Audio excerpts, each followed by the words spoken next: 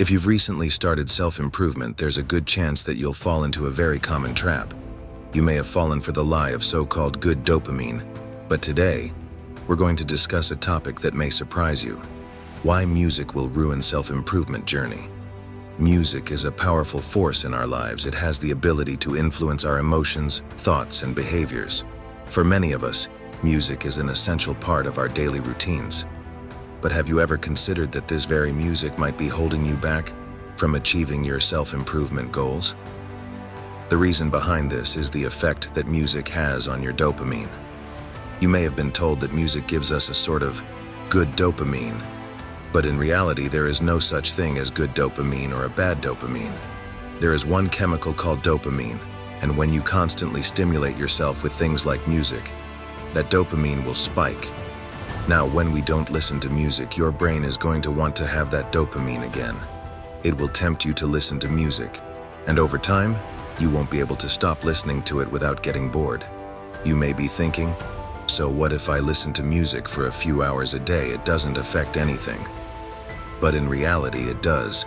You aren't capable of fully thinking when you listen to music, and oftentimes, we work and listen to music at the same time.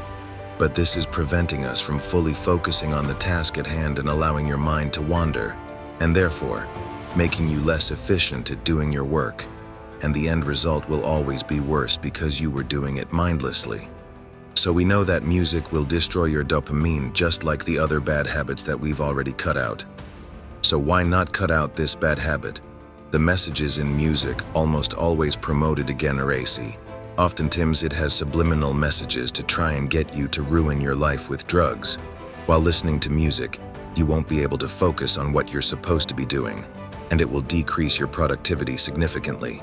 All it does is give us a little boost of dopamine, and maybe you think it makes your work more fun, but in reality, you think this because your dopamine is not in a good place, and you need to do a dopamine detox.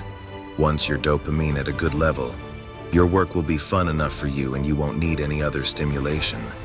There is one situation in which music will actually benefit you though. This is whenever you exercise. Upbeat and aggressive music can often give us a boost of adrenaline and energy, and therefore will make our workouts more intense, and we will be able to push harder. If you work out 5 or 6 days a week for an hour a day, then this won't be a problem. It only becomes a problem if it seeps into your regular life. Because we all know those people who always have an AirPod in their ear. These people always seem a bit strange in conversation because they aren't fully able to focus. You cannot let this happen to you, and to keep it from happening, there's only one thing you can do, or rather, can't do, and that thing is listening to music. We also know that we get our best ideas when we are in a clear state of mind, without any intrusive thoughts. Think of the times you've had a great business idea. It was likely when you didn't have much on your mind. Now imagine if you were listening to music at that time. Do you think you still would have gotten that great idea? Your mind wasn't clear, and you weren't really capable of thinking straight. So how would you come up with good ideas when you can barely think? It's almost impossible. If you continue to have a clear head throughout the day, I guarantee you that you will come up with so many more great ideas, which would have been impossible before. One final downside to music is the emotional attachment. When we hear old songs that have been in our playlist for a while, we often connect it with a time in our lives. Because of this, we often get into some sort of emotional state, whether good or bad. Oftentimes, even if this emotion is good, it will actually be detrimental. How could a good mood be detrimental, you might wonder?